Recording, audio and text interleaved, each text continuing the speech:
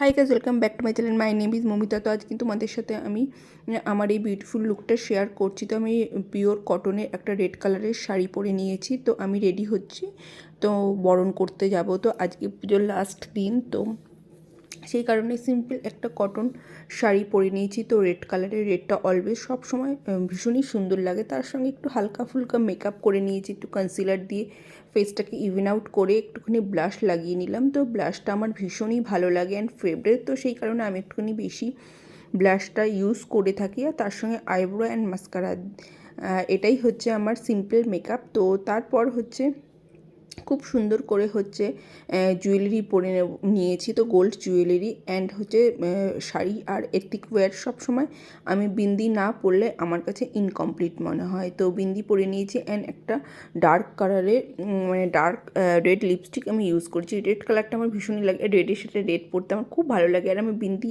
মানে একদম সিম্পল, একদম ছোট্টই পছন্দ করি, মনে হয় আমার মুখে ভালো লাগে। তো থ্যাংক ইউ ফর ওয়াচিং।